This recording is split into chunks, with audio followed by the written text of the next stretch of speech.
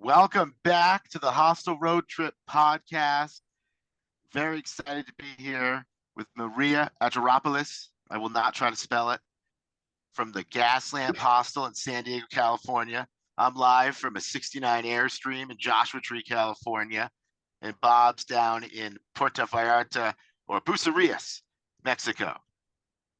Correct? Yes. Yes, But that's right.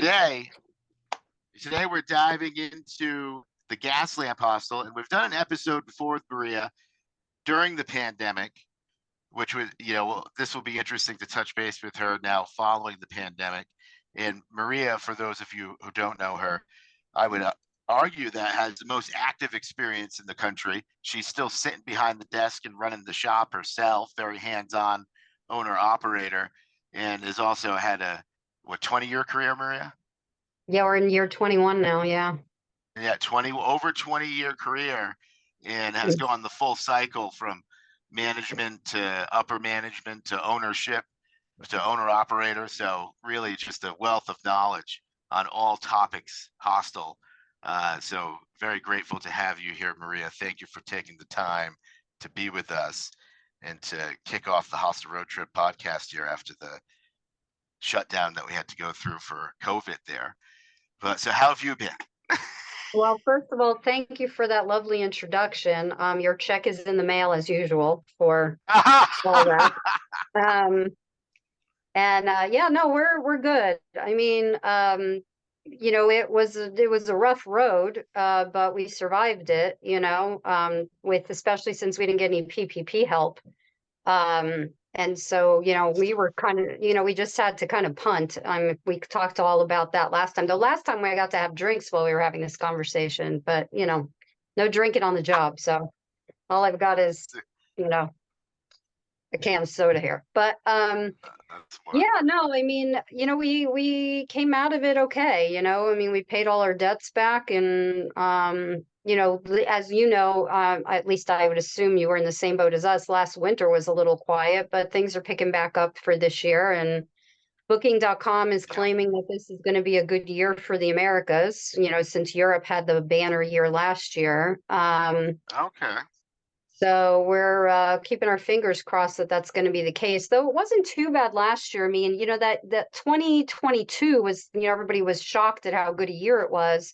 We only went down a little bit less than 8% from the 2022 year, which I thought was pretty good considering, we were getting mostly Americans in weekend business. But I feel like this year should be a strong year, especially because Comic-Con's back full force, because it was the strike last year, the actor strike, and Twitch is back, which is a big deal as well. So I'm feeling good about this year. Nice. I've been hearing the international travel is going to be returning a lot this year, from what I'm hearing, as they're providing more visas to travelers. So hopefully we'll start to see the international rebound come back, as that's been desperately missed in the hostel business for the last 4 years. Oh, yeah, absolutely. I mean, we're definitely not at the levels we were before. We're still primarily Americans. And I think the only saving grace has been that, at least in San Diego, the hotels have skyrocketed their prices. And so people are turning to hostels because they really want to go on vacation, but they can't afford. I mean, we have an AC that opened up across the way, an AC Marriott, and the prices start at $300 something a night. Wow. And it's literally right directly across the street from us. So I think people are willing to give up bathrooms in their rooms to save money on their stay. So yeah, I mean, that's really been what saved us. If we had been out in the country somewhere, I don't know what would have happened, Yeah.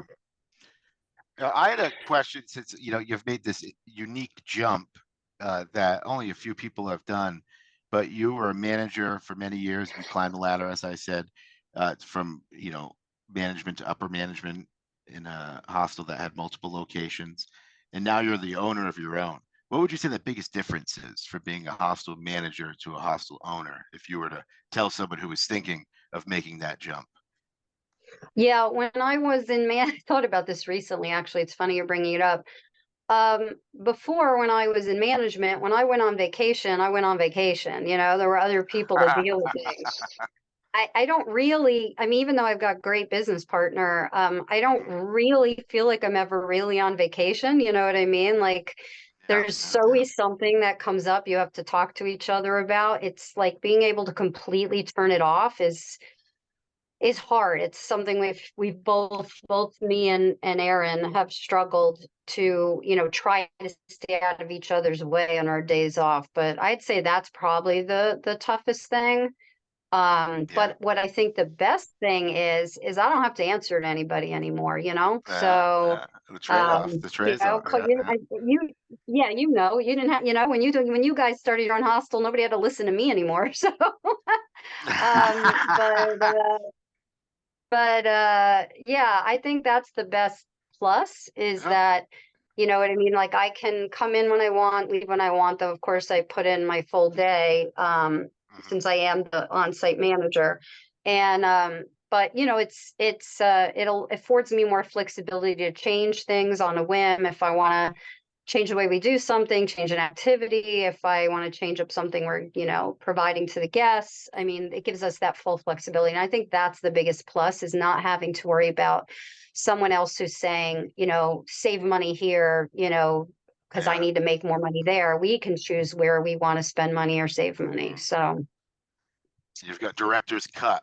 Now, on that same topic, and at the last conference, there was this pairing process that they did at the conference in Portland, yeah. where you had some younger gals that were, I think you were talking to, and they were trying to start up a hostel in Atlanta. What would be some things that you would tell younger people that were getting into the game and starting up, as advice, or some things that really popped to your mind first, like, oh, you should know this, or you should be aware of that. That's Well, the first thing was I asked them if they had ever worked in a hostel. And I'm a little vague on it, but I'm pretty sure that maybe one had been a volunteer, but the other one had not. She'd only ever been a guest. And I said to the both of them, you need to get a job in a hostel first. Like to just yeah, open one up from scratch, I said, will probably overwhelm you. They also had some pretty lofty ideals on like the size of hostel they wanted to open. And I actually used you guys as an example. And I said, look, not small. this was ITH, this is how they started. And they got their hands around the business. They got themselves, they started with, I think you had like 36 or 40 something beds. Oh, And 17. yeah, 17, 17. 18. Okay, Yeah, it was just okay. a house, 17. Yeah. a house party. So, all right. Well, I pumped you up a little bit there. Yeah, So, yeah, and I said, look, they got their hands wet being the owners because, they'd been been in management, had worked there.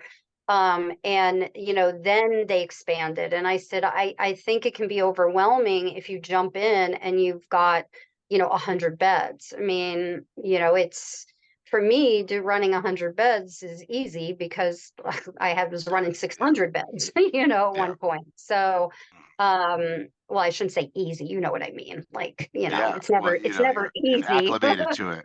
Yeah, But yeah, it's you've been through it. You can roll with the punches. You kind of know how to bob and weave and adapt when you need to because you've done and it before.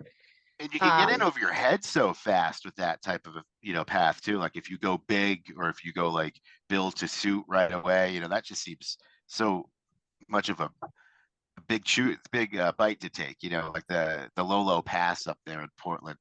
That was such an expensive build out, and it had so much going on and all these facets. And I remember when we stayed there and I was looking around, I was like, wow, what an operation this must be to run, like, and it must be expensive, with all these different stores having staffs and different managers and different things. And, and then you can see how that can get you into trouble quick.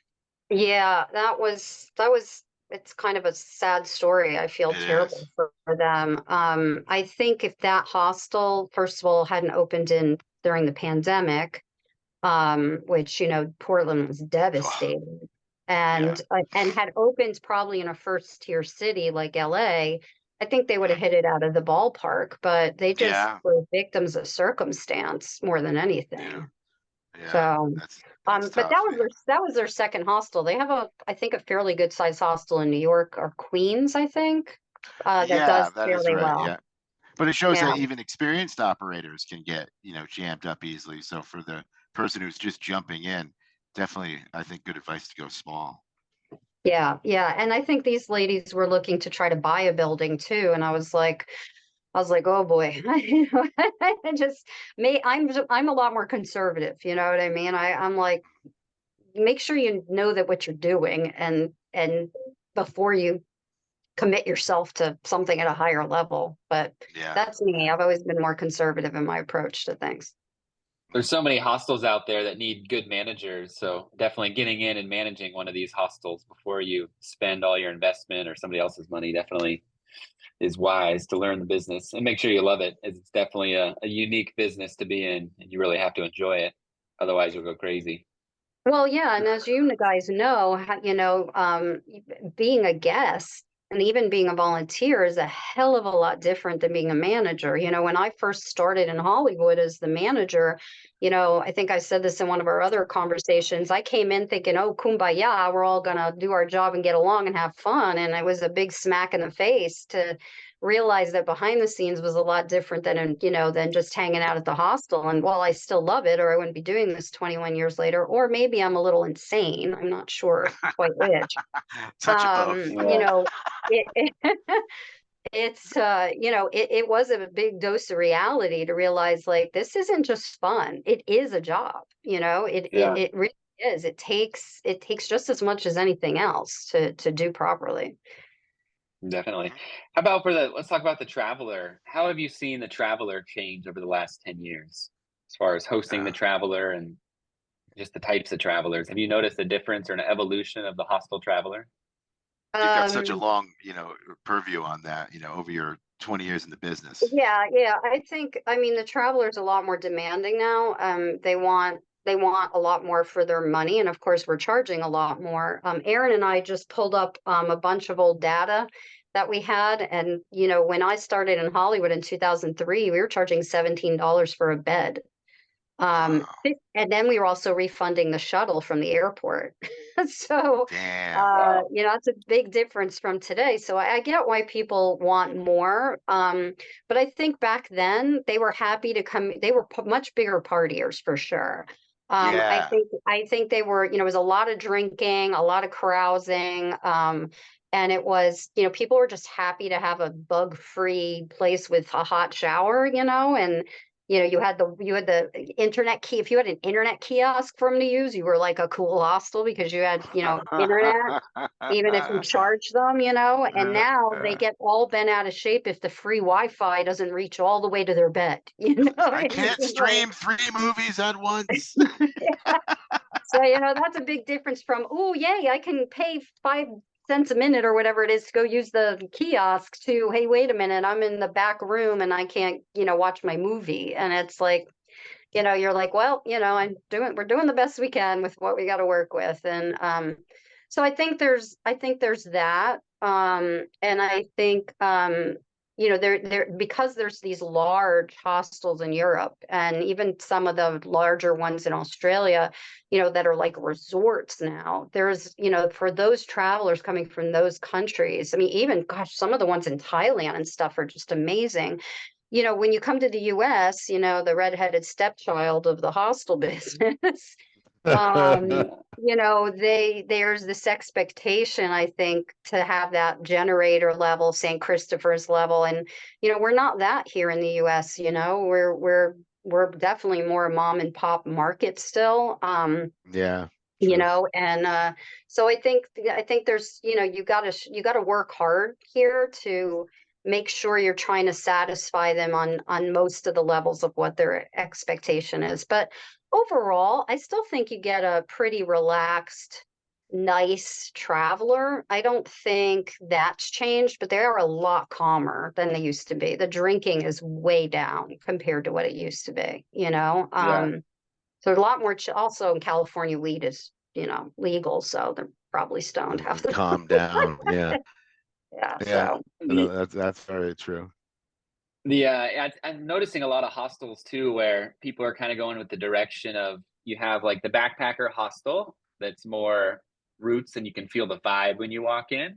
And then I think you're seeing a lot of people that created fancy hostels that are super nice, they're expensive, but they just don't have the vibe. And I think hostels kind of have to decide, there's a market for both. And I think as you're creating a hostel, you can kind of decide or Which blend. path? Ideally, yeah, you can do a mixture of the two, but I think you're seeing, or we're seeing a lot of those kind of different options. I think you're having more and more hostels are becoming popular with more types of hostels. So I think it'll continue to evolve, but that's definitely something What I've been seeing recently. what I, about the I difference? Oh, go ahead. no, I was just gonna say I agree with you, Bobby. I was gonna ask, what about the difference if 20 years ago when you started, percentage of Americans in-house compared to now? Well, yeah, much lower. I mean, I'd say, there also was this thing 20 years ago where, there was this thing of discriminating against Americans, because of the fact that, a lot of them had no idea what a hostel was. So you were kind of like, Yeah. they had the reputation of being the trouble, guest. Yep.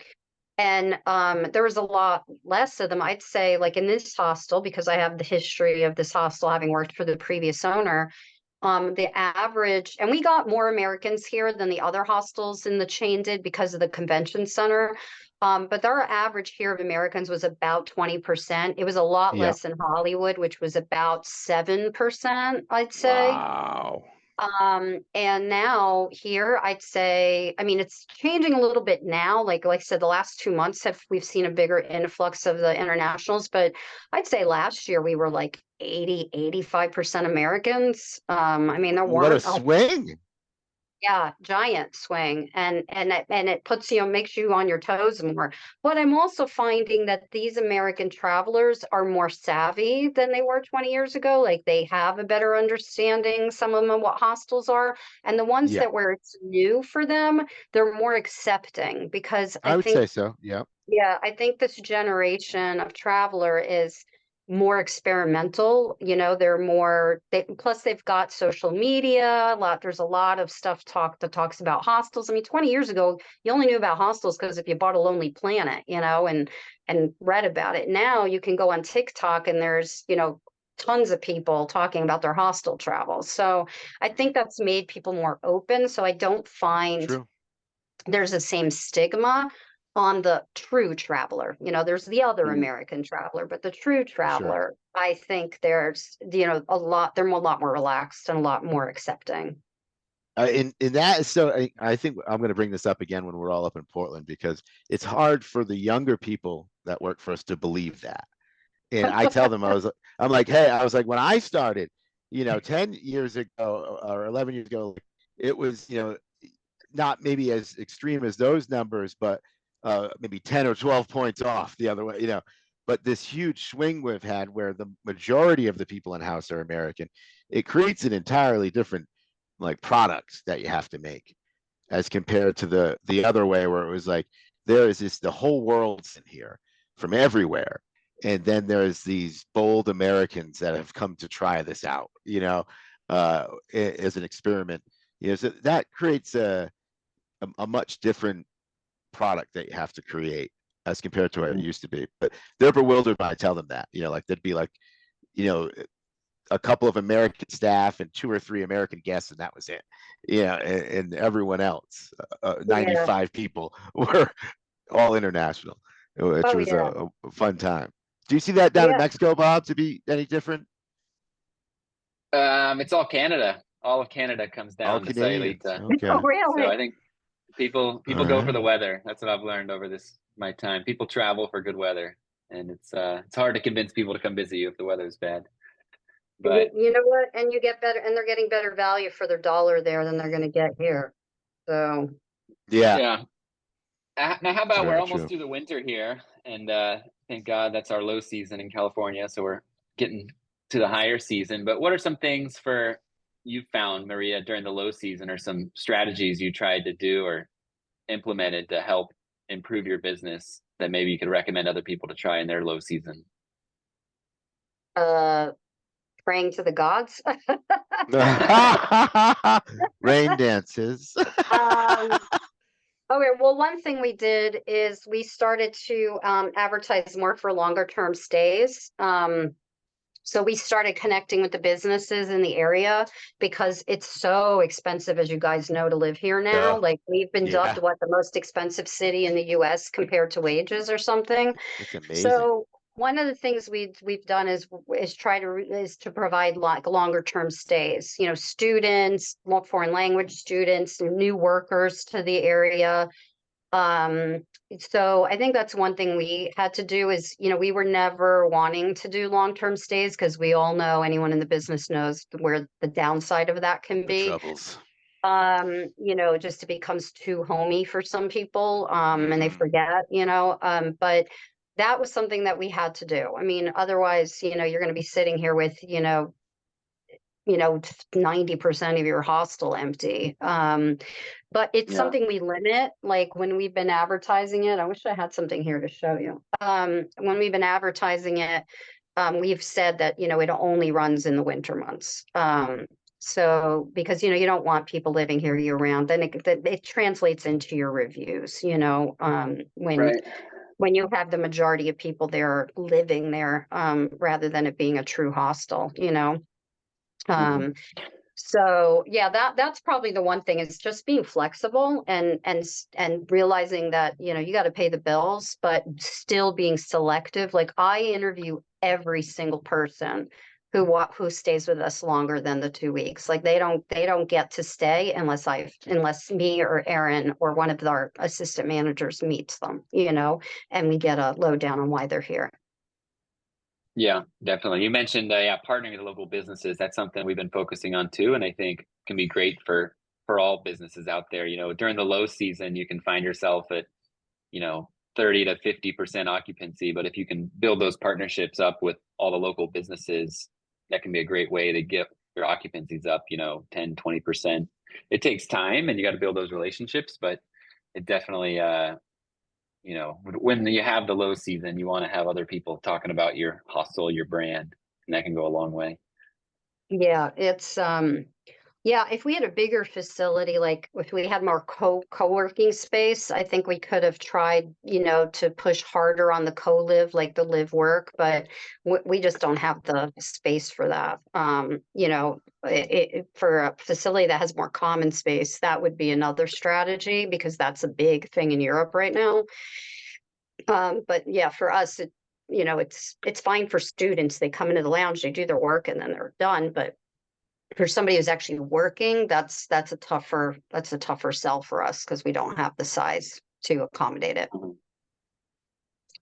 Now, Yeah. Have you what seen about group oh, travel? Oh, go go ahead. ahead, James. No, you go I was ahead. gonna say, have you seen group travel return from like tour companies or business travel? Have you seen a rebound there? I'm pretty sure all the tour companies are dead. Um, Oh, we've tried. they're dead. No, we've tried to reach out to Trek America. They apparently went under, and I don't know if you guys know, but Trek America bought every other smaller company because years ago Oh we shit, worked with yeah. SunTrek. I think you might have been around when Yeah, we I worked remember with that. SunTrek. Yeah, And yeah. then SunTrek got bought by somebody else, who got bought by somebody else, who got bought by Trek America. And, you know, we've tried to reach out to Trek America. We've reached out to Kilroy. They said they haven't been coming back to the US yet. STA, as we know, died. I did just get a group request, but it was like a direct group request, but not like a travel group. And then we went to, what was that thing in Europe last year? Staywise, I think it was, but they weren't focused on American travel, you know, these travel companies. So Hmm. I don't know if you guys had any luck because I've not been able to find anybody who's doing group travel to the United States, you know, It's that's been pretty. in San It's Diego anyway. Yeah, it's definitely been pretty slow. I think the visa thing had a lot of, from what I talked to, one of the language schools saying that none of these travel companies can get consistent visas for everybody to get into the US. So I think that's really hurting there, you know, hurting that market. So Well, Now, hopefully the airline prices are coming down too, I've heard. So that's true. that should hope stimulate some travel. But I mean, if not, I guess I'm gonna, just start advertising that we take refugees. Hostile refugee. You just switch your little name up, put up a sign, you So won't get in trouble. all the people that have come through have been very nice, That's So great. Well, yeah, I would welcome the international flavor. I miss it sometimes. Like I said, it's been such a polar flip. Now, what about just a moment to hear your thoughts on some cool activity in the hostel industry in the United States with two of these associations popping up in the past year or two. You got Hosteling US uh, with the gals Thea and Sydney over in Denver, and then you got Jim and the guys from Bunk and Brew up in the Pacific Northwest who have created NAHA, the North American Hostel Association. You have been in the industry for 20 years, and you've seen some of these come and go. And there's always been, a desire, and there's been multiple attempts. What are your thoughts on some of the more recent ones we have here? Oh, I think Naha's gonna work. I mean, Great. we got people who are serious about this. I'm privy to what's going on because my business partner's on the board. And they're real serious, and we are so overdue to have an association for the United Yeah. States. I mean, Representation.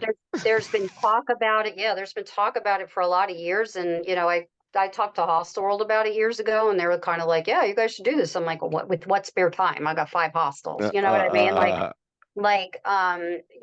was so excited when I met Britta, and she was telling us that they were pulling this NAHA together, and they'd already gotten it as, the not-for-profit status and all that.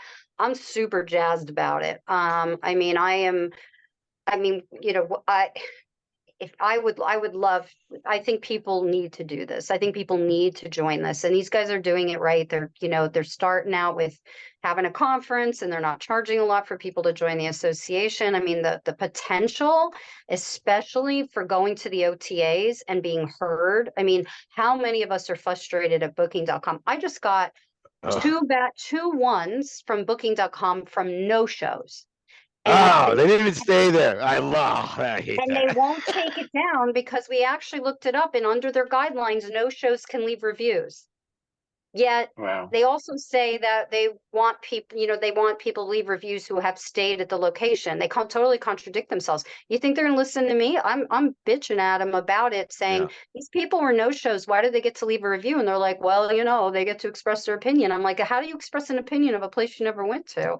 So, I mean, being able to be heard by the OTAs. I mean, you put 100 hostels together and That's some get weight. some of the Yeah. larger ones, like Same Sons Chain involved, or the HI, involved. And, then you've got something to talk about when you're saying, listen, we got 10,000 beds, 150, whatever, however many beds it is, and say, you need to listen to us. Maybe we can get somebody to listen to us. I know Hostel World will, but it's Yeah. getting to the Expedias and the booking.coms and saying, there's some things that need to change. You can't, we're not the Marriotts of the world where a couple of bad reviews, who cares? It can really affect an independent operator. You know how hard it is to get those reviews Yeah.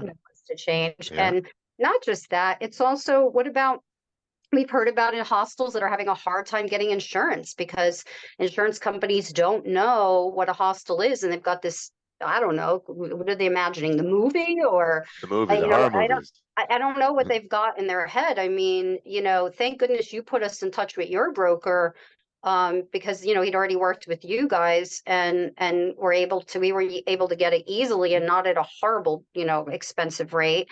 So there's that, and then there's just the being able to let our staff go stay at other hostels, maybe for a discount or for free. That's a perk for us to It's be awesome. able to give. And then just the exchange of knowledge. I mean, you feel like a lone ranger a lot. I mean, we're lucky because we've had a relationship together for with 10 plus years now, and there's other people out there that I've reached out to and I've taken ideas from, to learn some different things from operations. It's hard to be a lone ranger. I mean, I'm just Right. listening to the chat, because there's the two WhatsApp groups. There's the World Yeah. Hostel group, and then there's the Naha one. And I'm actually surprised at some of the stuff I'm hearing. And I'm saying to Aaron, maybe we need to be more strict on certain things than we are, because it seems like other people are, you know. And I just think this is something that everyone should be a part of who's in the hostel business. I'm a huge champion for this.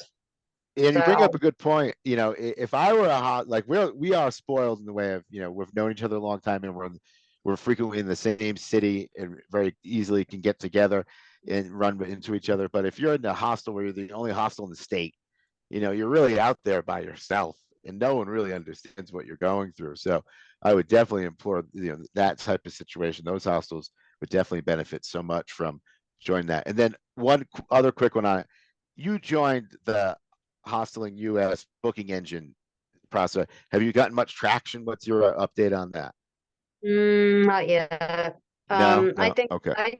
I mean, we have their posters up here. And have you gotten bookings? Because yeah, we haven't really seen anything yet. I mean, I mean, it's hard to compete. I mean, I wish them all the luck in the Yeah. world, but it's hard to I mean, how do you compete with booking.com? You know, I mean, I mean, look at Hostelworld. They're losing market share over year, as far as I understand, you know, because booking.com just has millions of dollars to pour into, as you know, it's legal to like buy your name for, you know, when people Yeah. are searching. And until they change how that works, you know, and I don't know if Google ever do that, but you know, it's just hard to compete. But you know, we have their posters up, and we would I encourage think, people to go that route. But yeah, yeah, it it's starts hard. with, you know, with that, as you say, there's no way there's going to be an outspending and a marketing campaign or something of that nature that would be very difficult. But if more hostels can post posters inside and encourage them, guests that are moving on to different cities,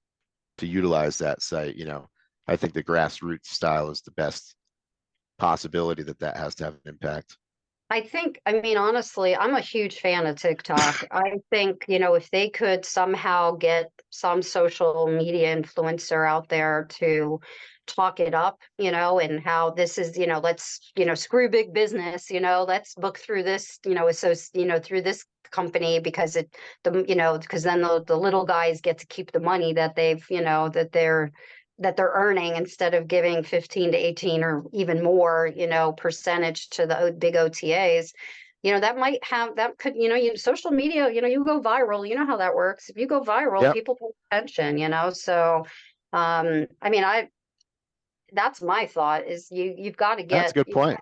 you got to get somebody out there who lets people know it's there. And the only way it's going to work is through a source that doesn't cost much, you know, because, Yeah. Yep. you know, Yeah, and I think travelers, you mentioned, Mhm. or so you mentioned TikTok. I'm talking to a lot of our team and a lot of the travelers, and that's the first place people go now when they start planning their vacation. You know, they go on TikTok and they type in San Diego things to do. San Diego, where should I stay in San Diego on TikTok? And now it shows the real people living that life, staying in those hostels, and that's just such a change in how people plan their trips now. And I think soon it's going to be people are going to book their hostel through TikTok, you know, or they already do, but it'll be more seamless where, um, Can you you know, do people that can on easily do TikTok? I that. wasn't. You can make book. I guess you can, because they have links in bios, don't they? On TikTok. Yeah. I mean, yeah, because I think people want a more authentic experience. You know, a glossy picture. I mean, think about it. I look at stuff on TikTok and I go, wow, where's that? I want to go there. Right. You know, Yeah. Yeah.